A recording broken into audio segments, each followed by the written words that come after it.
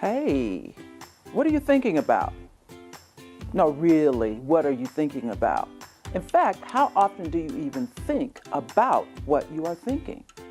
Neuroscience tells us we have between 35 and 48 thoughts per minute, which translates to 50,000 to 70,000 thoughts per day.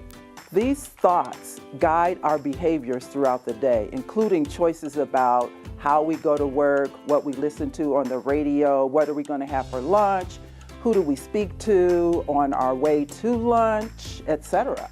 Perhaps what's most amazing is that these thoughts, as they guide our behaviors, do it without us even knowing it. In other words, we're often operating on cruise control.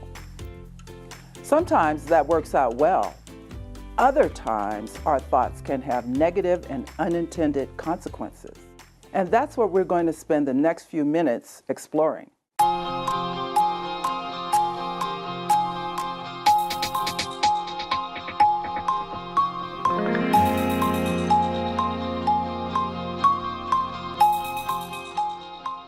Hi, I'm Dr. Brenda J. Allen, Professor of Communication and author of the book Difference Matters: Communicating Social Identity.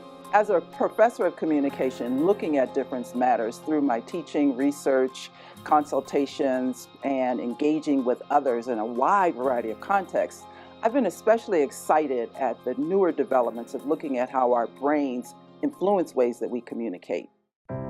Implicit bias is a psychological term that refers to ways that our unconscious and automatic thoughts can influence our behaviors. Sometimes our unconscious thoughts are about other people. Now, we've been taught that some groups are superior and some are inferior, and those unconscious thoughts about those people can lead us to what I call thinking under the influence. When we are not aware that we're thinking under the influence, or TUI, we may make unfair decisions in favor of or against someone based only on their group identity because of stereotypes about their group. TUI, left unchecked, can inhibit including others, which can then deny us the richness that diversity brings to our lives. Research about implicit bias suggests that employers may be thinking under the influence when they look at resumes. For example, as they look at names, they may associate them with gender, race, nationality, and unconsciously make decisions for members of the dominant group and not for those for the non-dominant group. We can catch ourselves and others thinking under the influence by being mindful as we interact with others.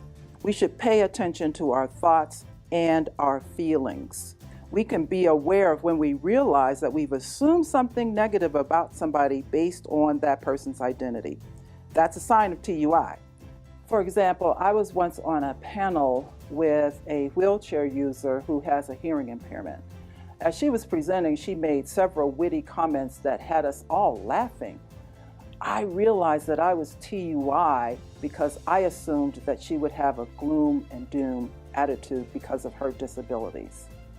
If we want to work and learn and live and play in places that are equitable, we must be aware of how we TUI.